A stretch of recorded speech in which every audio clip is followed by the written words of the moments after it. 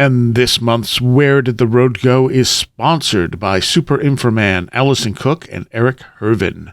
Thank you all so very much for your incredible support. Transmission start. Welcome to Where Did the Road Go?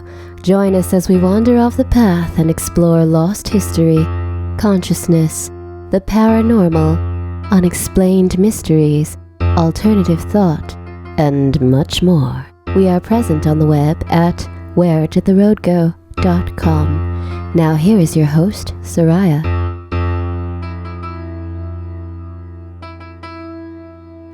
Welcome to this edition of Where Did the Road Go? Tonight I am joined by Mr. Joshua Cutchin. Still here.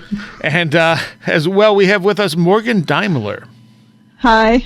And this is your first appearance on the show, Morgan. Why don't you tell people a little bit about what you do? It is. I'm glad to be here. This is a lot of fun. I write about Irish mythology and folklore, and more generally about Eastern and Western, mostly Western European fairies, specifically sort of the Celtic language group, but some Norse and Germanic in there as well. It's a huge topic, so there's just so much to it. You have to kind of specialize if you're going to get any depth. Yeah, absolutely. And for a very small handful of people out there, I think this is going to be an exciting conversation. Morgan and I have been we were just talking before we recorded, how we've been sort of in a mutual admiration society, I think, reading each other's work and referring people to each other's stuff. I was saying earlier also as well that every now and then I'll be on a podcast and they'll say, Joshua Cutchin, fairy expert. And I'm like, it's not me. It's not me. I'd gladly hand that title over to Morgan because everything that I've read that they've put out has been absolutely really insightful and incredible, and I definitely defer to everything that is said therein. So I'm really excited to talk to. Absolutely. And I'm really excited to talk to someone who can, hang with some of the fairy lingo better than I can. Better than I can, actually. But I don't know if I call myself an expert because it is such a huge topic, but I can definitely hang with the fairy lingo. So none of the real experts call themselves experts, right? That's sort of the rule. But I thought maybe as a good jumping off point, I'd seen on a social media post that you had some definite opinions about the fairy-alien connection, and that's sort of what I've based a lot of my interest in a lot of these paranormal, for lack of a better term, topics on. And I thought it would be interesting to sort of take that apart and see where you stand on that, because I do have some strong opinions, but they're not militant opinions, if that makes any sense. So, can you speak to that? How you see those two things interfacing? I mean, for me, I often say that I'm never saying that fairies are aliens or aliens are fairies. For me, in terms of where I come from, these are two different bodies of folklore, and oftentimes actual first-hand accounts that are describing the same suite of phenomena just through different cultural lenses, and that's sort of where I wind up, and I'm eager to hear what you think. Mm-hmm. Yeah, and actually that's one of the reasons that I love your books, is because you take that perspective with it and you just sort of present the information without really putting a judgment on it for the most part. So I really appreciate that. I think if I'm backed into a corner, I would say aliens or fairies, but I don't quite want to go there because I think that these are all real human ways of trying to put a pin in something that we really don't quite have the tools to describe. Yeah. Well, that's an excellent way to put it, because I think a lot of the problems that we run into is that pin. Is humans are just really in love with boxes and categories and trying to be very clear in describing things, and a lot of this phenomena is just impossible to really have clarity on, I think, which is part of why I love it, because it's just endlessly interesting. But yeah, I definitely have strong opinions. I'm going to say this in kind of two parts before I offend everyone listening to this. I tend to fall into the aliens are fairies camp. Mm-hmm. But I also think that people aren't necessarily clear on what fairies are, and that when you stop looking at fairies as this sort of pop culture, Disney Tinkerbell kind of living at the bottom of your garden wearing flowers kind of beings, and shift that perspective into more of what we find in the folklore and the anecdotal accounts and the mythology even. And then you start to get into this whole concept of like extra-dimensional or interdimensional beings. And then it gets really interesting trying to define how that really is different from an alien necessarily. Well, it's a reskinning of other worlds. I mean, that's really all it is. And I think that a lot of people, I have a hard time saying, and I'm sorry, I don't mean to interrupt. I'm just trying to. No, that's fun. I have a real hard time ever saying, oh, X phenomena, Y phenomena is interdimensional, because too often I think the way people mean that is they mean it as like a place that you go, and that's not only a poor reading of what dimensions are, but it's also a very low resolution interpretation of what these concepts of different other worlds are as well. I mean, it's not it's not the finger coming into Flatland in terms of that analogy. It's something that's wholly and aesthetically different that I think that dimensional hand wave really robs a lot of power and beauty from. Mm-hmm. Well, I think that gets back to what you had said previously about that pin, and the idea that if you overanalyze it or overdefine it or try too hard to make it a really, I don't know how to say it except like tangible, solid, interpretable thing, you're going to lose so much of what it actually is that you're talking about something completely different at that point.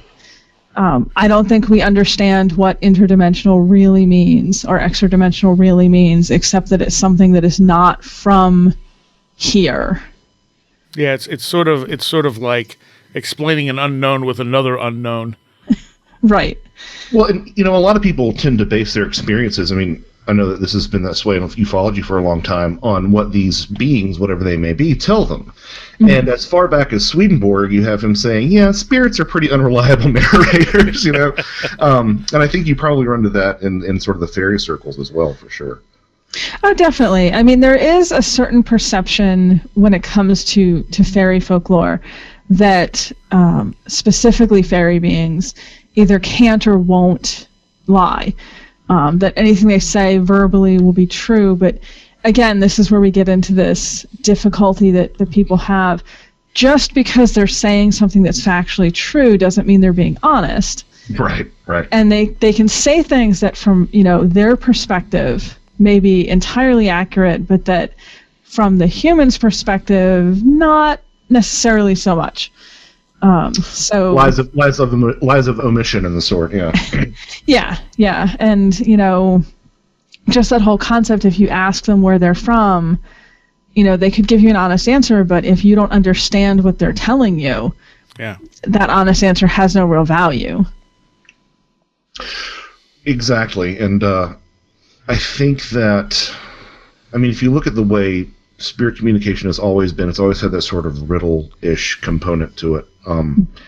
And it's why if you go through some of the names that people report extraterrestrial beings giving them, you can always see reams of other sort of names that are either the root of them in history or are sort of variations on it, and that goes back to the concept of there being power to names that you don't want to actually the whole Rumpelstiltskin shtick. Right. I kind of experienced this for people who are listening. I don't want to rehash this entire experience, but I had a dream with an entity. There were some knocks in my house, and this entity came to me and told me its name was Xibalba, and I woke up and I'm like, why the heck would it tell me its name is the Mayan underworld? And I'm like, oh, of course, because there's no way in the world it's going to tell me its real name, right? Right. Yeah.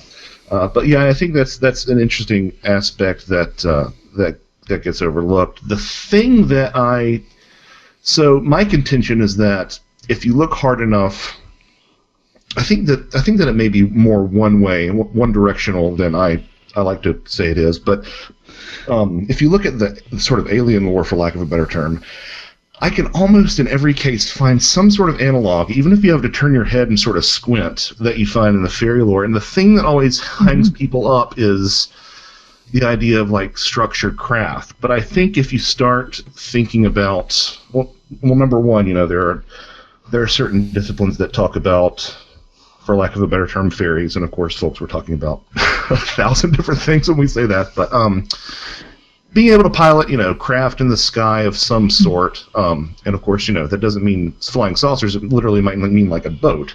But I think that people try to expect these phenomena to remain unchanged, and I think that they really underestimate the role that cultural trappings play in all this.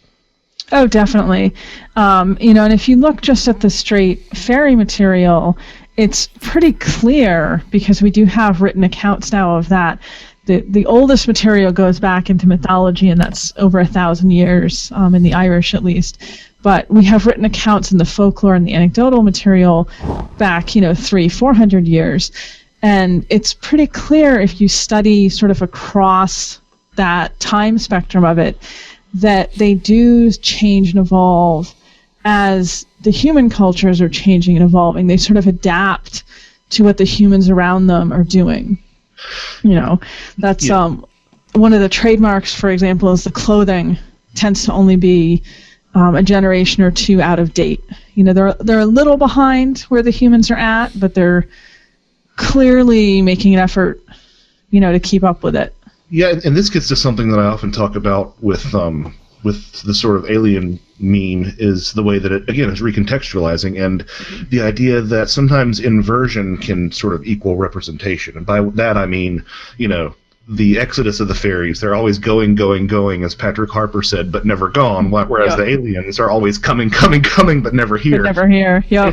If you take what you said about the fairies sort of being, a generation or a century or whatever, a fashion style or two behind, you can sort of say the same thing in the other direction, that, a lot of this alien technology sometimes appears to be a generation or two ahead of what we have. In the 1900s, there were steampunk airships that turned into these Art Deco flying saucers that became the black triangles, and now we're looking at these, sort of plasma lights in the sky sort of stuff nowadays. So that I think these phenomena really do recontextualize themselves. I don't know why, if you're trying to draw that one-to-one correlation that I love to draw between fairies and aliens, why the fairy manifestations, whatever this is, chooses to appear that way, seems backwards looking, seems nostalgic. And whenever it decides to appear in a more extraterrestrial capacity, it always looks more futuristic. I don't really know why that is, other than maybe some sort of, I don't know, maybe trying to push mankind in one direction or another, but that's complete speculative. Or it could just be the way we interpret it. Yeah. It could be. Yeah, people still report seeing fairies in this sort of way today, right? Right. We're gonna that would be report, yeah. Yep, there's an online site you can go to. It's called the Fairy Census, which is a project that's been recording modern anecdotal accounts. And they have accounts pretty much from the 1970s forward. So people definitely still have the encounters. But I do take your meaning, Seriah. I think that that's a good argument up until you have someone who is completely not primed to see a fairy and end up seeing a fairy, Yep. I mean, my personal thought on the, whether you get fairies in the, slightly archaic dress, although at this point, honestly, when people have anecdotal accounts, it's a little more anachronistic than it used to be in the folklore. But when you have people having those sorts of encounters versus people who are having alien experiences, alien contact, I think some of that may have to do with the individual having the experience and what is going to work best. This is going to sound enormously cynical, so I apologize in advance, but what's going to work best to manipulate them? Yeah. 100%. 100%. Oh, and then you've got that other sort of, I mean, some people will point to it as, cultural contamination, but sort of the rise of the Freudian Bauer sort of style of fairies. And of course, there's an interview that isn't published yet, and I don't know if he said this elsewhere, but someone sort of cornered Froud on the. Sorry, we're talking about Brian Froud, for anybody who doesn't know, the artist who's done a lot of fairy artwork and familiar with his work, partnering with Jim Henson on Dark Crystal and Labyrinth, in case you're wondering, anybody out there. And John Bauer, who is a Swedish painter who was also known for a lot of his fairy artwork. And some people have said that, and it looks like, Froud stole from Bauer, et cetera, but I have an interview that I have where Froud says, well, of course we both drew them the same way because that's what they look like, which I think is really interesting. The idea that we're not dealing with cultural contamination from these two very prominent fairy artists, but rather these fairy artists are tapping into something that has some sort of objective level to it. Yeah, some sort of zeitgeist that was going on, or is going on with fairies. Yeah. There's definitely clear patterns to the evolution of how particularly more mainstream culture perceives fairies, what the expectation is that a fairy will look like.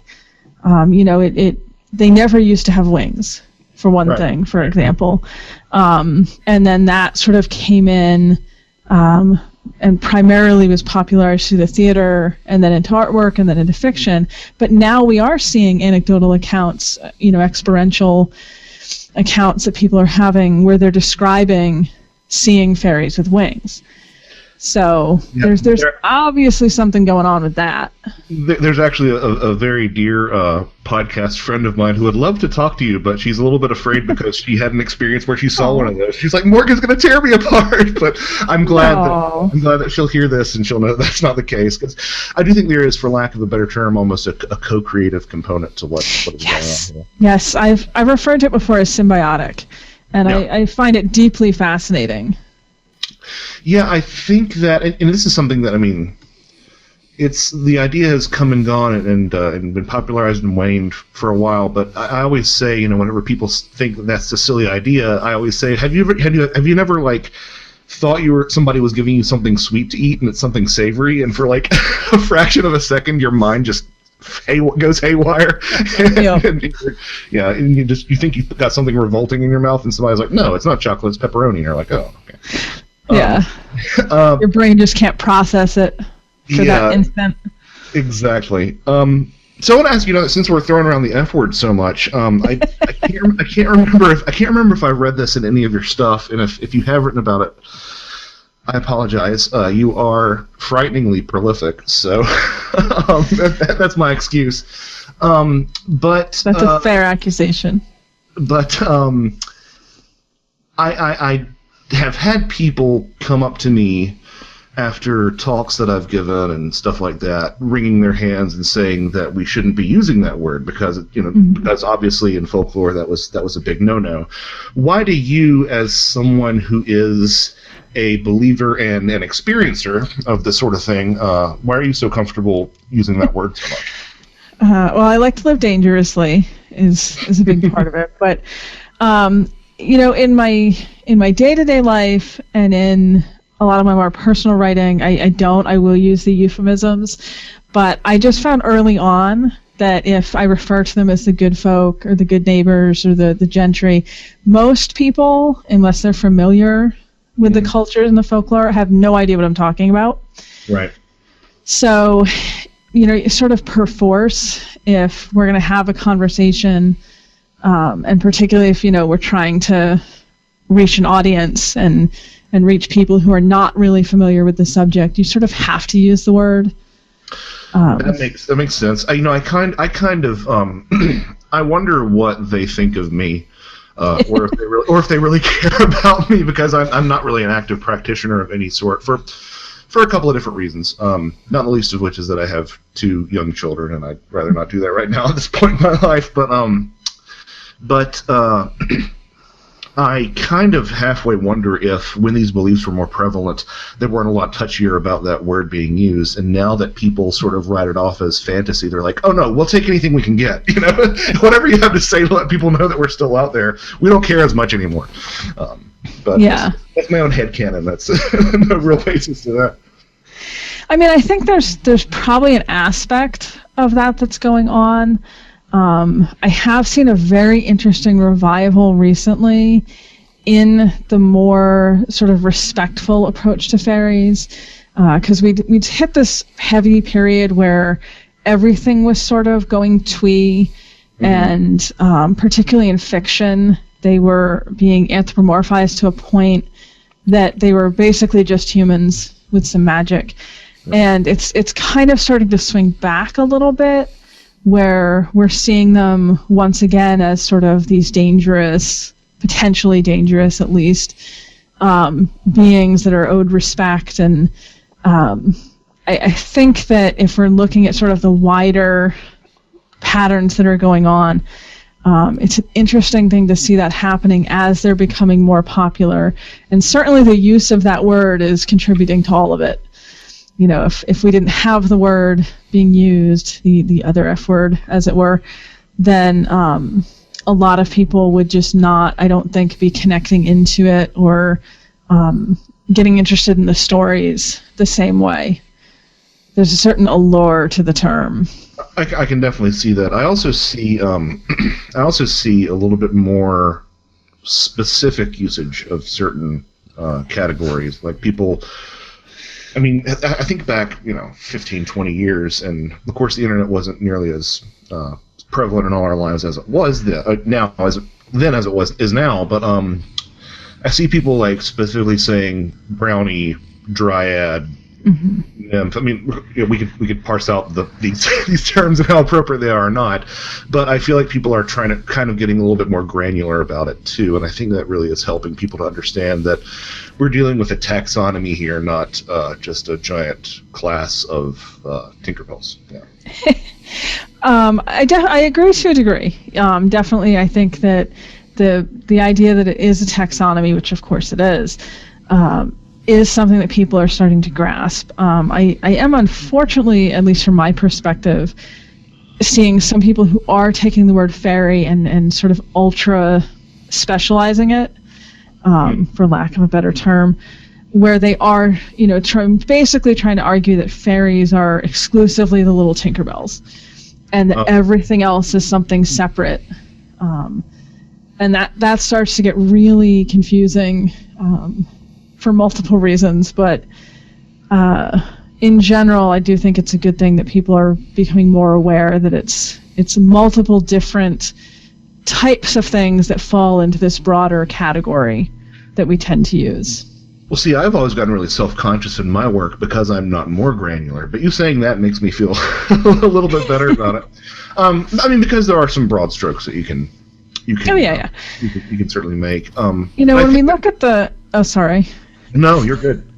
I was going to say, when we look at the older folklore, when we look at in academia, the term fairy is almost always used as a catch-all term. And usually when it's used, it's because whoever's telling the story or whichever story we're talking about, they didn't know exactly what it was that they were dealing with, what specific granular type it was. So they just use fairy instead. So I think that it's a good thing to acknowledge that really what we have is just this multitude of subcategories. I think that, though, I do think that the sort of umbrellification of that term does a lot of heavy lifting on re-empowering that term and placing it back into a proper context, by which I mean this is a very gross generalization, but I think about the way that, anything anomalous happens nowadays, and even if it's more correspondent with some other area of the paranormal, like psi phenomena or maybe even cryptozoology, everybody always jumps to aliens. Oh, it must be aliens. It's an alien thing, right? And I think that you could make, again, grossly, you could make that same generalization about the way that a lot of Western European believers in fairy folk would have at one point categorized any sort of anomaly as well. So having the umbrella term be so large and having so many different phenomena sit under that tent, I think further reinforces how we have changed our own interpretations of anomalies to sort of fit the modern times. Oh, I definitely agree. And I sort of see that a lot in the United States in the ghost hunting community, where sort of everything is automatically a ghost. Right. And then maybe sometimes they'll venture into sort of the demon. I was about to say, Seriah, what's the other thing? Everything is demons. Everything is demons. Yeah. That's a recurring meme on this show. Yeah. How everybody says fair. That is fair. Demons did get very trendy recently. Yes. Yes. But I think when you look at what's actually happening, there's so many possibilities for what the actual phenomena occurring in that particular situation could be. So I definitely think that we all, and I'm including myself in this, we all sort of get that tunnel vision of, if your main focus is ghosts, then you're always going to see ghosts for the most part. Right. I think there's a web of this stuff that that reaches everywhere from stuff we're projecting into the environment to the environment itself to actual others. Mm-hmm. And it all kind of mixes. So you it's hard to draw those lines when you have a weird experience. It's like, okay, was that an other? Was that something that was spontaneous PK from me? Was it, and it's like, was there, some kind of recording in the environment or something that got set off? Mm-hmm. And I think any of this stuff can be looked at like that. And it's like, where are those lines? You have to kind of look at it as like it might be a little bit of all these things. Yep, exactly. And I think there's a reason when you look at the older folklore that a lot of times it was very blurry between whether it was a fairy or it was human dead or it was something demonic or angelic, or it tended to be whoever that was telling the story or whoever was interpreting the story would decide what the phenomena was. But the reality is it's a lot of muddy water, and sometimes it's really hard to be certain, which could get us right back into fairies and aliens. Well, and then you have, the other things that we're talking about, the cultural influence, and also something as simple as, the influence of a setting. Something that Seriah likes to talk about a lot on here, or to bring up a lot, is that a light in the sky is a UFO, a light in the house is a ghost, and, a light bopping along, an old fairy fort is going to be a fairy light, and I would argue, as Timothy Renner and I did in our last two series of books, that a light in the woods might be Bigfoot. But it's just you look at Bigfoot comes with poltergeist phenomena, certain ecstatic trances in indigenous populations sometimes come with poltergeist phenomena. Poltergeist phenomena follow on the heels of everything UFOs, comes with poltergeist phenomena. Obviously. Was that? Everything comes with poltergeist phenomena. Yeah, exactly. Yeah, exactly. And of course, for people who aren't aware, a huge component of a lot of the fairy folklore as well. So, and I think that alone, implies that there's this interconnectedness. I'm not sure if we're dealing with a circle or Venn diagrams or what, but it really does irritate me when people want to sit in their own little camps and, throw stones at other disciplines, because number one, we all sound crazy to most people who are out there. That's the truth.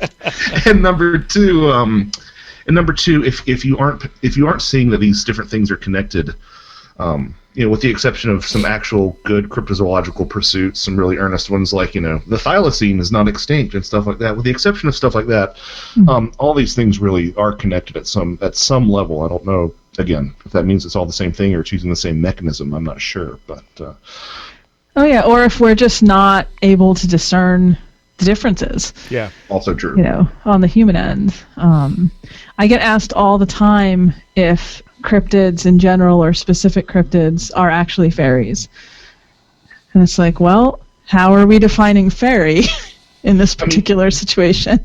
I have an entire more or less when you factor in the alien fairy Phalian thing that I like to call it, 2 full chapters in volume 1 of Where the Footprints End that are just drawing comparison after comparison between Bigfoot and fairies. And the thing that people have to get over is like, well, I thought fairies were tiny, and it's like, well, if you have that umbrella term again, you're bringing in things like ogres and giants, which is not entirely a fair assessment, but it's still sort of they're on the family tree. Then that makes sense. To say nothing of the fact that fairies are shapeshifters, always, and size shifters. Oh Oh yeah, well, and then when you add in the folklore about fairies being able to do glamour, which is a specific type of enchantment or magic that basically messes with a human's perceptions on all levels. Right. Smell, taste, sight, hearing. Really, once you get that into the mix, all bets are off for whether anything you're seeing is actually what you're seeing. Now, see, I have to push back on that, Morgan, because, as we all know, the aliens have special screen memory technology, and that's what they're actually using. It's nothing, because magic isn't real. It's all little green scientists and nuts and bolts spacecraft. Which author was it that said sufficiently advanced technology is indistinguishable from magic? Clarke. Arthur C. Clarke. Yeah. Yep, Clarke. Yeah, so it's, but you can flip that right on its head, as many people have, and say that magic is indistinguishable from advanced technology. Yep. Well, and then there's this really weird, murky area that I'm not as well versed in as I want to be. But there's also this sort of thing that you look at. Technologies from the other world, which is a really weird thing to wrap your head around. But you look at people like the psychedelic artist Pablo Amaringo, who did a lot of psychedelic or ayahuasca art, who described UFOs as being vehicles for souls. And you take a look at some of the things in terms of afterlife communication. I think it was Edison tried to design a telephone to communicate with the dead, and there's been schematics that people have returned from, like have retrieved rather from disembodied spirits, supposedly. And that's just, it's a weird thing, but it's also, it feels weird because it's a very non-Western thing. That's in a lot of African belief systems, and even really in the Egyptian belief system, the other world, or the afterlife to be more specific in this case. Again, fine line. Yeah, exactly. Is basically a mirror of our world. So they have civilizations that can also advance on their own over there.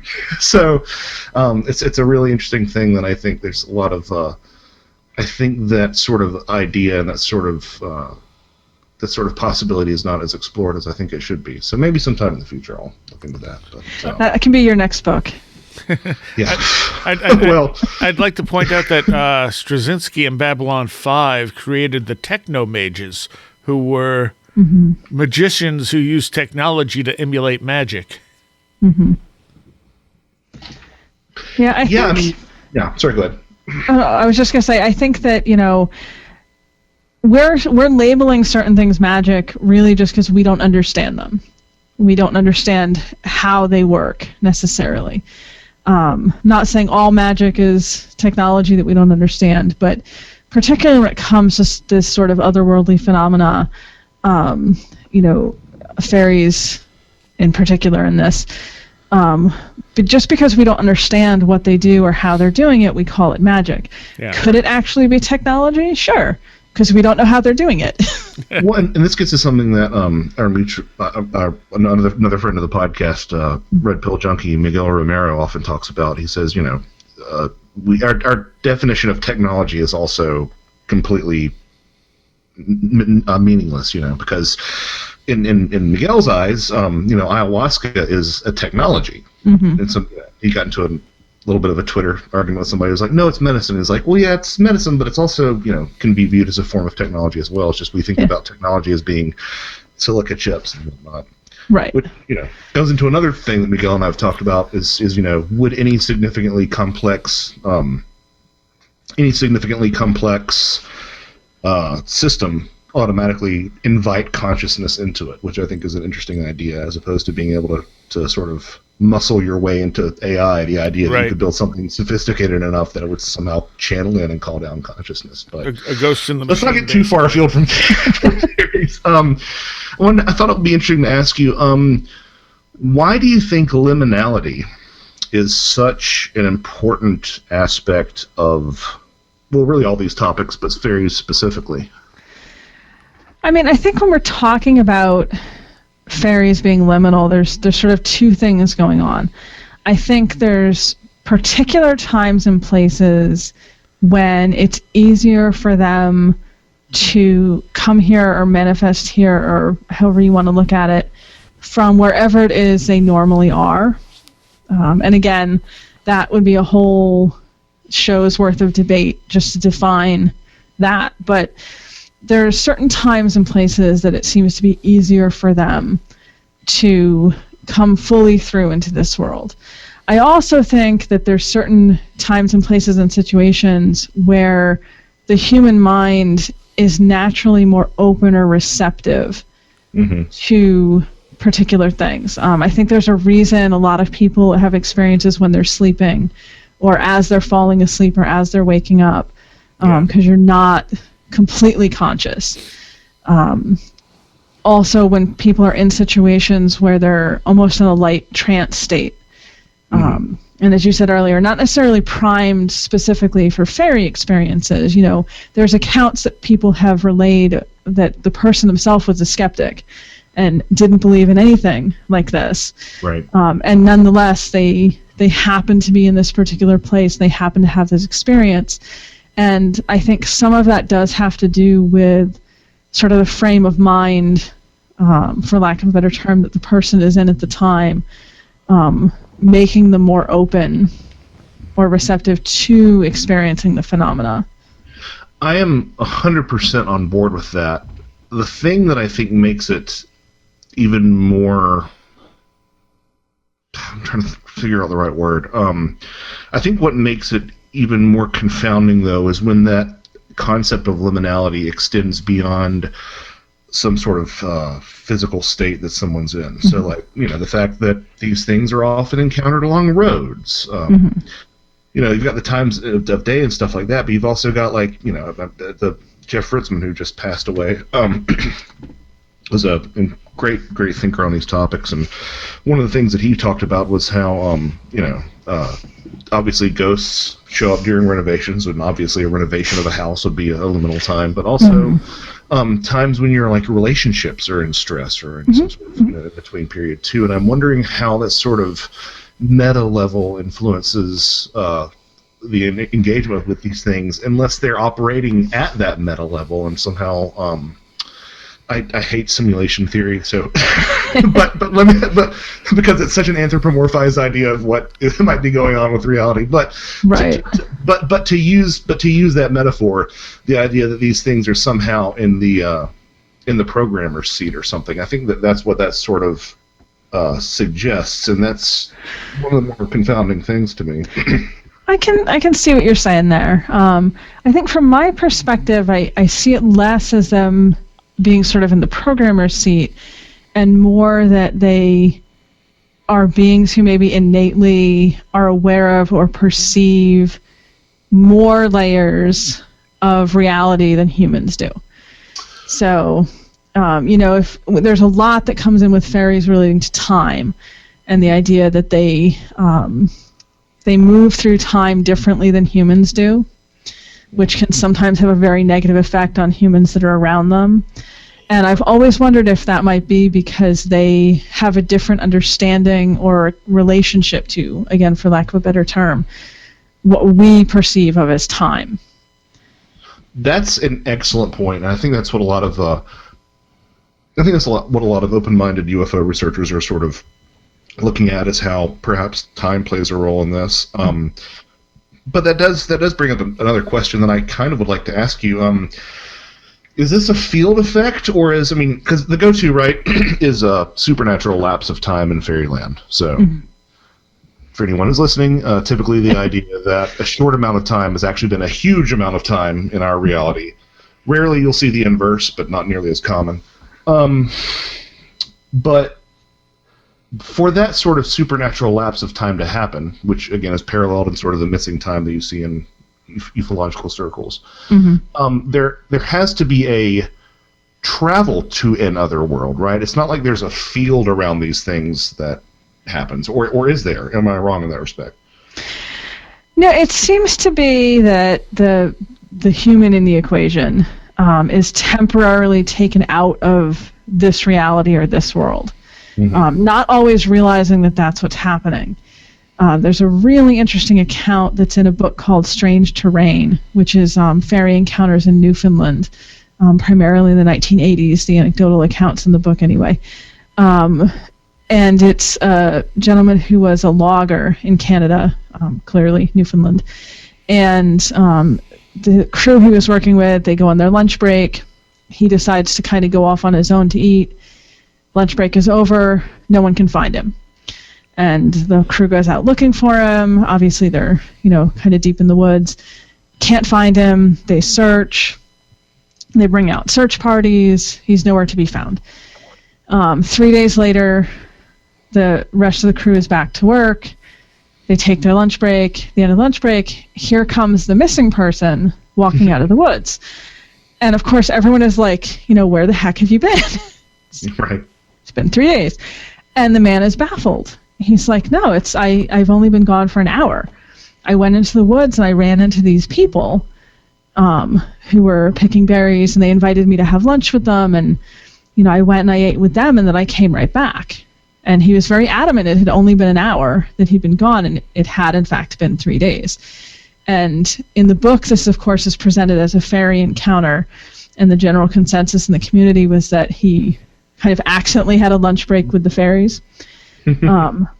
But if I didn't preface it with that, and I just gave the broader strokes of the story, it could be a UFO encounter or an alien encounter, because it follows that exact same sort of pattern. So it seems to be this idea that sometimes humans can be taken out of this world and into somewhere else without even realizing that's what's happening. And then you see these weird shifts in time. Right, and I think that's what a lot of the nuts and bolts ufologists need to sort of get on board with, is that, they're always saying, oh, well, no, it's perception of time, or it's amnesia, and it's not, no, it's actually, there might be a perceptual component to it, but there's actually an experiential component that time is actually moving differently in these encounters. Yeah, I think we have to try to sort of broaden our own perspectives, and not necessarily look at time as fixed in nature just because that's how we perceive it. Right. If that makes sense. No, it does, and I've tried to. I remember sitting down and before I was working on this current project, which is a giant fool's errand that we'll see how it turns out. But I remember sitting down and sketching out, like, I was trying to come up with a working framework, which I still might do at some point, but a working framework for a book just about supernatural lapses of time vis-a-vis the other world. And I was talking with a friend of mine who was actually involved with the Mars landing. He works at JPL. About time dilation, and we started talking about it, and I went cross-eyed. I can get it conceptually, but trying to, and then part of that too is that we don't always, different communities use terms differently. I think the psychedelic community talks about time dilation in a very different way than a NASA scientist does. But trying to make all those things line up definitely. None of us actually know what time is. Just that we experience it. Yep, and even different human cultures have different understandings of time. Maybe not on like a scientific level, but just a cultural, perceptive level. Yeah, no, absolutely. It speaks to the idea, and I'm not sure how really reliable this is, but the idea that certain colors didn't exist conceptually to certain populations before they were touched by the West. I'm not sure if I believe those stories or not. I'm not sure if there's, not a touch of, imperialist, colonialist baggage to those stories either. But as a thought experiment, I think it does speak to the idea that. That we do not have a monopoly on the way that reality works, really. I agree. And just kind of touching on your last point a little bit, I've been reading something really interesting about counting and math in different cultures, that most human cultures have the same general concept of how counting works. But there are a few, and they're mostly the ones that are still sort of more in the hunter-gatherer approach to living, where they don't have math the same way because they don't need it. And I do think, when we start to talk about some of these more esoteric subjects, particularly time, that same sort of concept applies. We live very rigidly within our concept of time because that's how our entire lives are ordered and organized. But that's just our perception of it. Right. No, absolutely. And the idea that time is not linear explains, I think Seriah would argue that it goes to explain most paranormal things, right? Seriah, I wouldn't say most, but I think it's a factor. It's definitely a factor. It's definitely a factor. I wouldn't say it explains most. But there's definitely times where if you look at retrocausality, it makes more sense than the standard cause-effect model. Mm-hmm. If we're going to go down that road, so to speak, touching on an earlier point about fairies tending to dress in an older fashion and aliens tending to appear in a more modern fashion, both of those things are entirely based on our fixed point in time, right, and our perspective on what is historic versus what is futuristic. If we're dealing with beings who are not experiencing linear time or not engaged with linear time in the same way that we are, which I think we can make a very solid argument that fairies are not necessarily part of consensual linear time, then maybe it's not so much futuristic or historic as just touching on different periods that we aren't connected to. Yeah. No, I think that's valid, and I think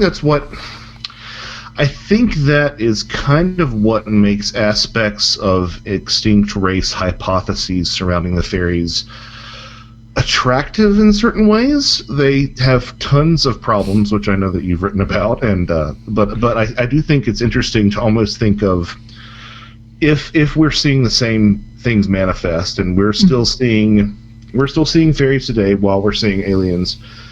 It's almost as if seeing people of the past versus seeing people of the future, I think, is a really interesting way to look at that. Sure.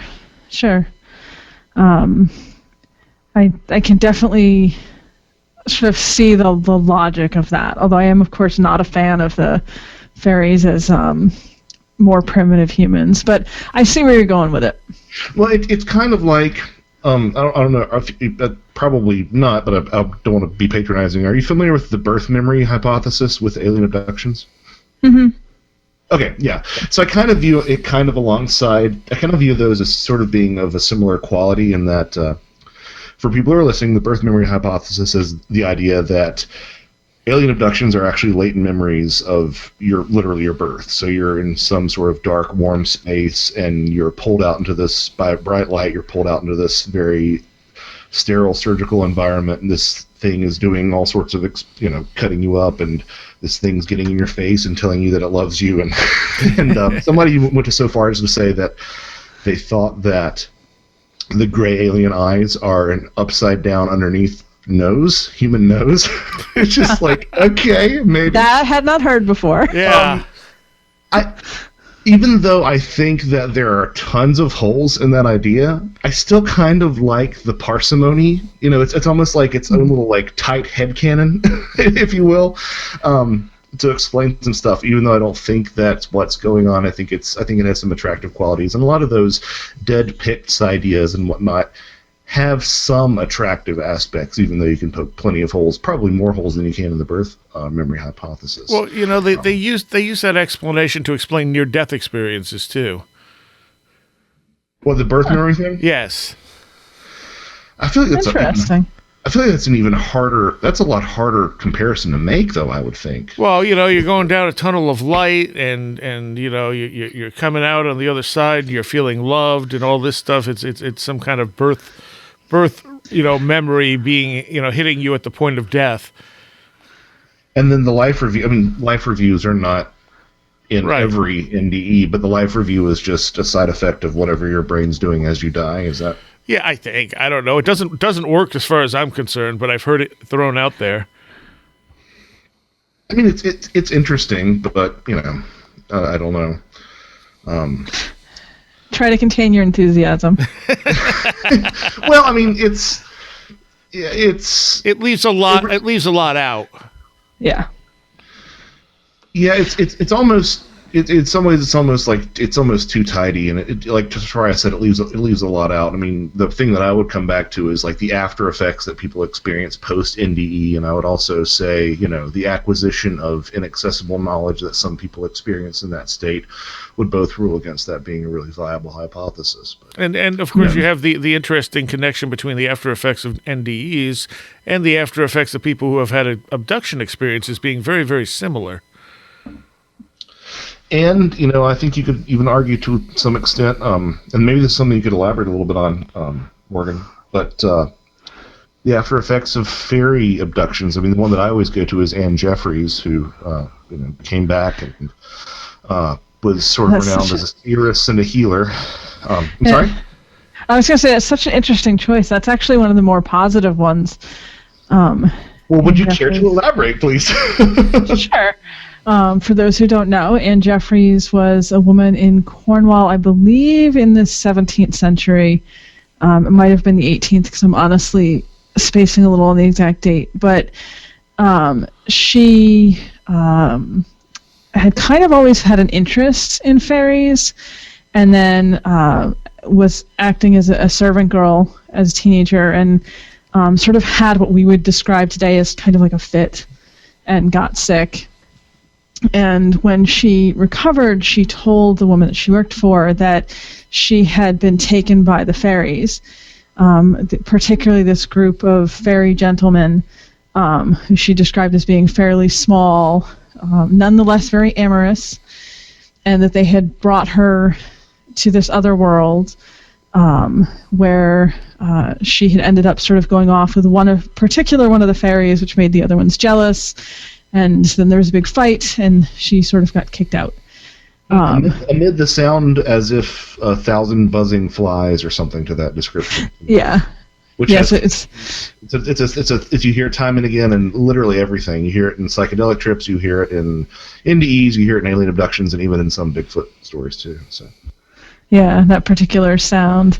And after she came back, she either had an ability on her own or was being given information by the fairies, and predicted the woman that she worked for was going to be injured, which then came to pass. And she kind of became renowned as a sort of folk healer in her area. She ended up falling afoul of the law because they frowned on that sort of thing at the time. And she was actually put in prison, I believe it was for 6 months. And her defense, of course, was that it was, the fairies, basically. So the judge in the case more or less said that if the fairies were her friends and were helping her and giving her this information and everything else, that they could take care of her. So in prison, she was not fed. And she, according to her claims, lived on fairy food for these 6 months while the judge and the law enforcement people were sort of waiting for her to start showing the signs of not having any food. And it was considered a bit miraculous, I think, at the time. And then she was eventually released and sort of went on with her life. But it's definitely a very interesting case, particularly the fairy food, because that's something in folklore you're generally not advised to eat. But obviously she was eating it for 6 months, so... Yeah, that's I can think of biblical stories that have sort of those shades in there as well, with being in prison and seeing being taken care of in prison, and not with the escape, but seeing an angel come and helping you escape and stuff like that. But what are you said that was one of the more positive ones? What are some? Yeah. So obviously you've got fairy doctors, cunning women, etc.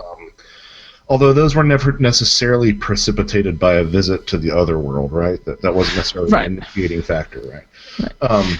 We do have quite a few accounts in Scotland, mostly from the witch trials, and I will say up front that anything that's coming to us from the witch trials, you do have to kind of be a little skeptical about, because it was obviously not acquired in a friendly manner. Yeah.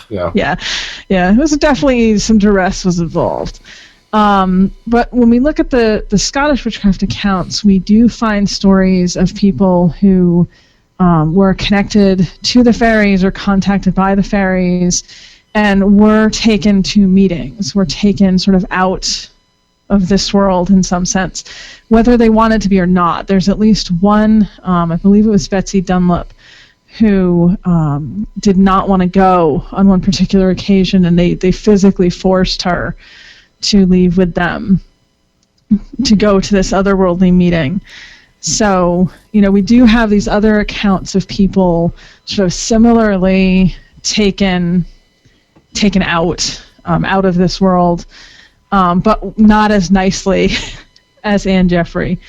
Actually, there's some cases with those that also did involve food, now that I'm thinking of it, being taken to the other world and then fed. What I find that's interesting about that is that you have that sort of non-consensual aspect, which ties directly into, three of my favorite quotes. I can't remember who said it, but somebody said that there was a belief that the fairies had divided among men their property. Charles Fort said he thought that human beings were property, and famously Whitley Strieber in Communion, during one of his initial experiences, yelled at the entity, he said, "You have no right," and they said, "We have every right." So this idea of whatever this is operating at, with complete impunity is really, it's really chilling to see that as consistent as it is across all these different levels.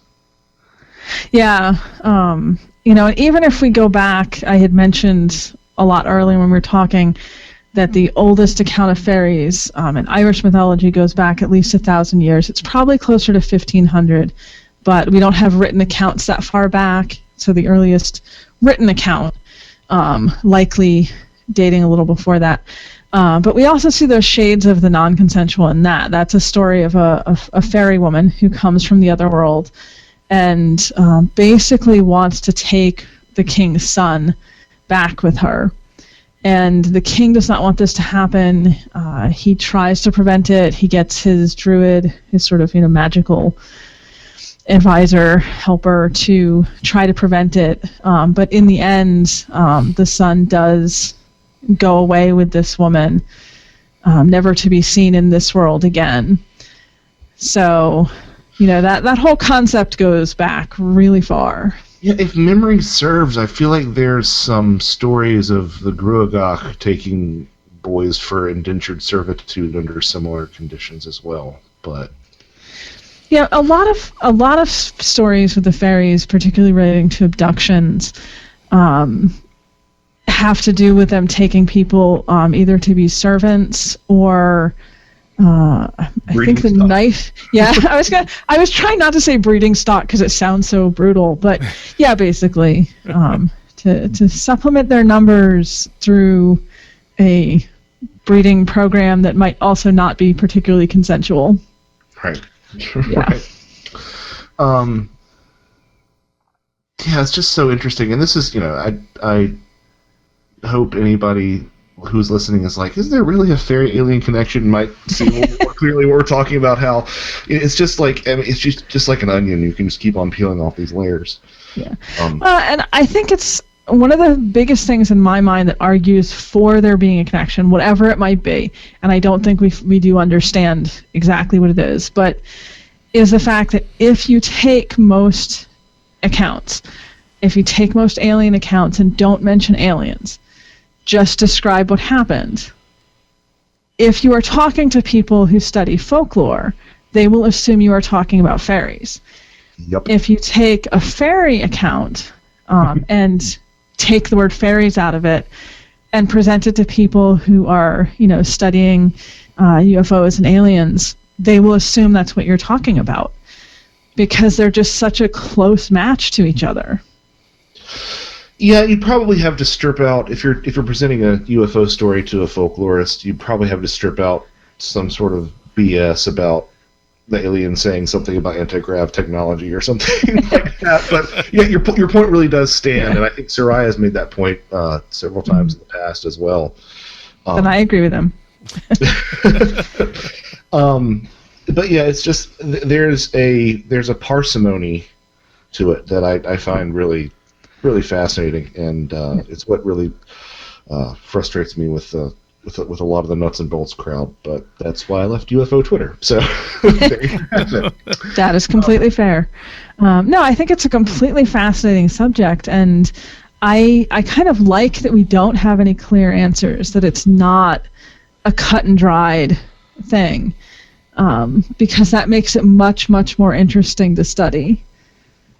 Well, certainly. No, absolutely. I mean, I mean, that's what has always gotten to me is, I know it sounds like I'm somebody who's like just looking for the next high or something, but the idea of little green scientists coming down here is just a lot less interesting to me than the questions that you find brought up when you're talking about these things somehow playing at a level of reality above us. You know, when you start talking about, I mean, the idea of, is what I'm concentrating on right now a lot, is the idea of you know, fairies and the dead and aliens, you know, these alien abductions where people are seeing their dead loved ones among them. Mm-hmm. It's just, that to me is so much more interesting than, it's just what we would do if we were advanced, right? Because that's what it always comes down to. Is it's like, it's so anthropomorphized. It's so yeah. That's exactly what I was just going to say. Is that anthropomorphizing again? Yeah, you have to realize that non-human logic operates at a completely different level than we do, and prioritizes things that we don't, and is playing at a time scale that we can't, and has much more of a taste for theater than we do. Well, I mean, the thing is, we don't really know what reality is, and I think by studying this stuff, it shows us just how little we know, because we see these interconnections that don't make sense on the like sort of standard accepted model of reality. Mm-hmm. Yeah, it really does end up shattering your worldview. I mean, I can't recall if you've had experiences from a young age or not, Morgan, but I have, yeah, actually. Okay, well, so you sort of, I guess you sort of grew up with it. I had some stuff that happened earlier that, if you look back on it, is kind of odd, but it's not very dramatic. My first really dramatic moment where I couldn't get, you know, the toothpaste back in the tube, so to speak, was at a ghost hunt at Waverly Hills Sanitarium back in 2007 or 2008. Oh, fun! And that was a pretty dramatic way to you know, have it shoved in your face that reality is not what you think it is. But you know, I'm sure it's a completely different experience if you're growing up to it and you're sort of relatively acclimated to it. Unless that's not your experience, and that would be interesting to hear about. I think it depends on what exact experience we're talking about. There's a level of it when you are sort of constantly having those liminal moments, for lack of a long story, that you do sort of become acclimated to. You just get used to, okay, there's a certain level of strangeness that goes on. Right. And then you eventually figure out that other people have a different consensual reality than you might. Yeah. But I've still had a couple experiences more on the paranormal end, if we're divorcing fairies from the paranormal for a moment, with ghosts and such, where I definitely had that experience of I do not even understand what is happening right now. Mm-hmm. Mm-hmm. My reality has just gotten stranger than I anticipated it being. Do you want to get into one of those?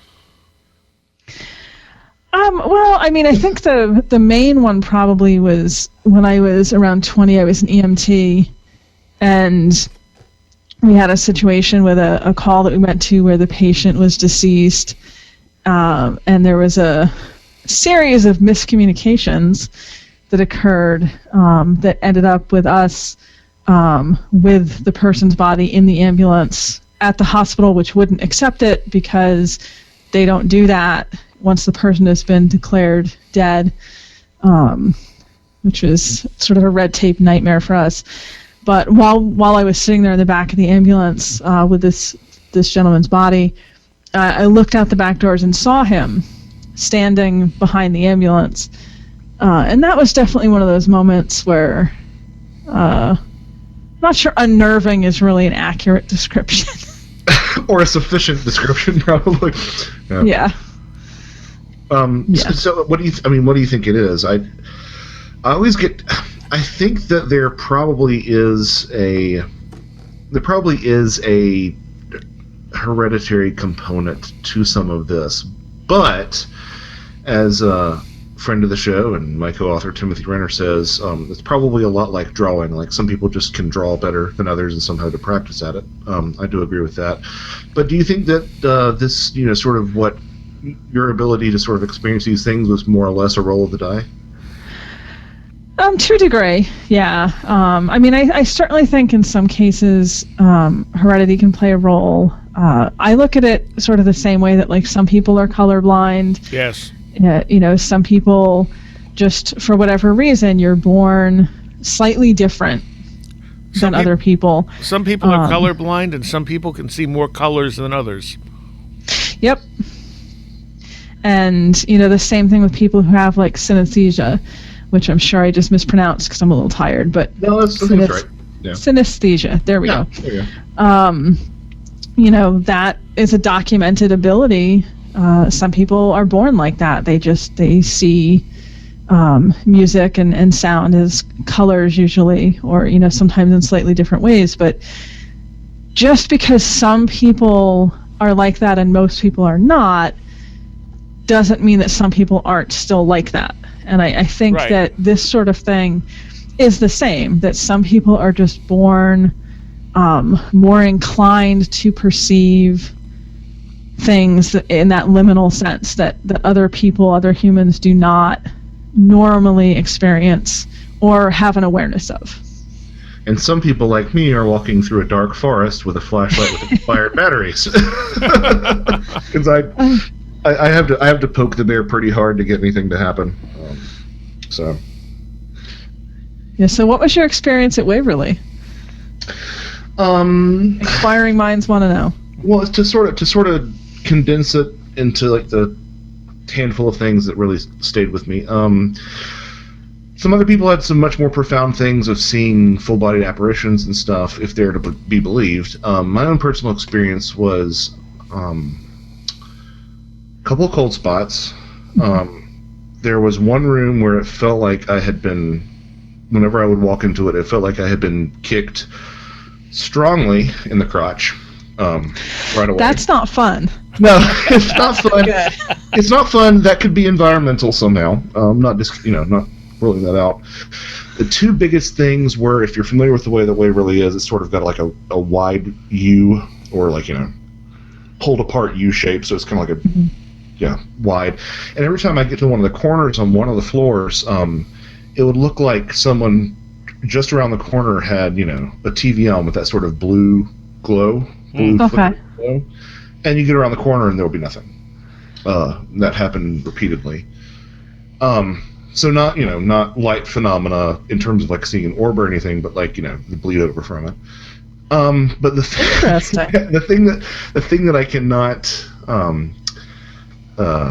I can't ever really shake is, I literally had it, get in my face. I was feeling a little bit too. It was a defense mechanism. I was acting cocky and like, I ain't afraid of no ghosts, that sort of thing.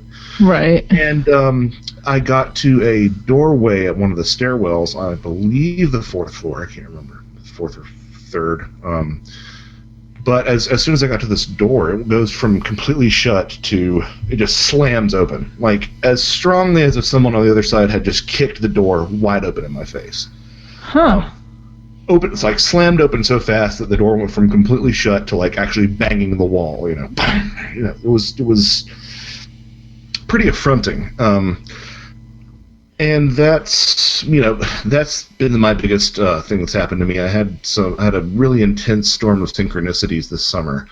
But in terms of that, it's that, and I also think I saw perhaps a ghost of a Civil War soldier in the home of Stonewall Jackson, whose house was used as a hospital during the Civil War.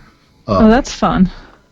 Yeah, but like it's few and far between compared to somebody like, especially compared to somebody like Seriah, who has something happen to him every Tuesday. So not quite that. But I mean, I guess in terms of my interest, like it wasn't even those experiences that led me into being interested in this stuff. I just sort of Goldilocks my way into this, saying, there's something to it, and I find it really interesting. All the comparative folklore thing I find really, really compelling because that to me, I worry less about the veracity of any single account, and I'm more concerned about the way that these different topics are all describing similar things that are separated both by time and space in ways that it just shouldn't be that way, right? So you sort of back the skeptics into a corner, and you have to say, okay, either there is a collective unconscious, which makes them uncomfortable, or there was a global civilization that was trading in these ideas and these myths and these themes and whatnot, which also makes them uncomfortable. Or my favorite, that there is an objective reality to these things that people are describing, and they're describing them all independently because that's just the way, in that sort of Proud Bauer sense, that's just the way these things are. And, right. And that's what I always find really interesting, is those comparative links that you can find. I agree.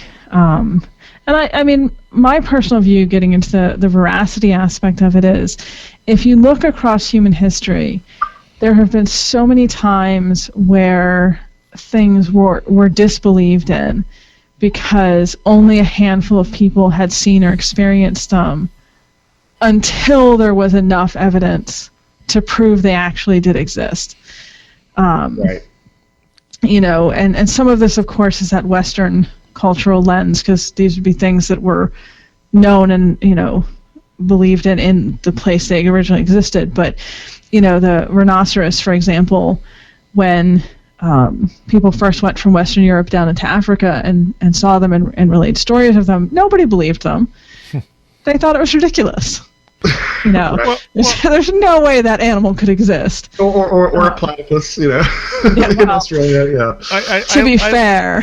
I like to, I've started using the term, instead of calling this stuff supernatural, paranormal, it's just more rare. It's rarer phenomenon. It's not common phenomena. Yep.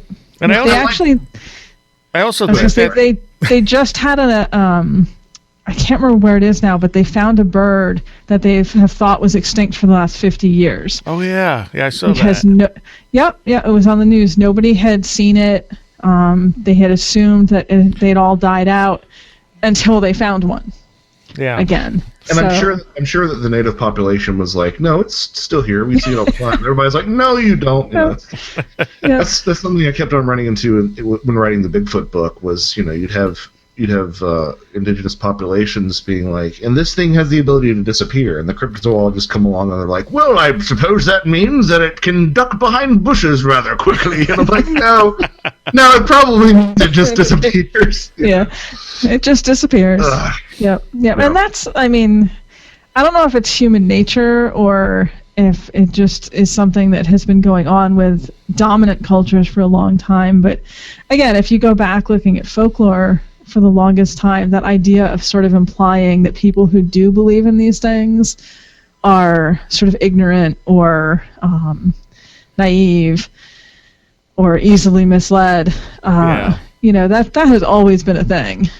Well, and you've got people who are living with the landscape in ways that most of us, even those people who are sensitive to this interpretation, never have and never will. And you're telling them that they don't know what the things in their landscape are actually doing. It's like, right. Yeah. Well, and I mean, when I look at all this stuff, I kind of say, I don't know what it is that we're experiencing, but we've been experiencing it throughout written history and before, which means something is most likely happening. I mean, our definitions of what it is may be wrong, but to dismiss it outright as imaginary or something after all this time when it's still happening is just intellectually dishonest. Oh, yeah. And especially when we're talking about phenomena that occurs across all human cultures. Exactly. I have never yet found a human culture that does not have some concept similar to this. Right. I mean, I think that's one of the most interesting things about well, I was just going to say just fairies, but also fairies and the wild man archetype. Mm-hmm. You have the rank and file materialist Bigfoot community saying, "Isn't it fascinating that large undiscovered hairy hominids are found on every continent?" It's like, well, or every inhabited place has these things because they are sort of, in some ways, again, to come back to a term you used earlier, symbiotically attached to us. Yeah. Every now and then there's a bit of fiction that I think kind of gets close to the truth, and I do like that sort of American Gods model of these things kind of growing some sort of symbiotic power, with us, and like, well, in terms of the relatively sparse but still notable migration of fairies from the old world to the new world. I mean, obviously there was a lot of indigenous little people belief here already, but the idea that some of those beliefs came over with us and actually sort of partnered up with the indigenous beliefs, I always find an interesting angle too. We're just about out of time, so why don't we continue this a little bit on a Patreon segment? Sure. Okay. Morgan, why don't you tell people where they can find you and your books? Everywhere. Amazon, Barnes & Noble. My books, pretty much any place that sells books, you should be able to get them. Me personally, I'm on Twitter, I'm on Facebook, Instagram, all under my name. So just if you search Morgan Daimler on social media, I'll usually pop up. The only account I have that's not under my name is my Tumblr, because that's where I go to be ridiculous. So if you can find me there, then good for you. And how many books do you have? 1,000. It feels like 1,000. They're like the Nick Redfern of fairy lore. It does feel like 1,000. I have my 36th book is coming out at the beginning of May. I have 9 fiction, because I read a urban fantasy series, and all the rest of them, the other 27, are all nonfiction. And what's the newest one going to be about? It's about the Irish god Lugh. Okay. I've been doing a series of books focusing on specific Irish deities and sort of digging into their mythology, so this is the newest one. All right. Do you have a website or anything?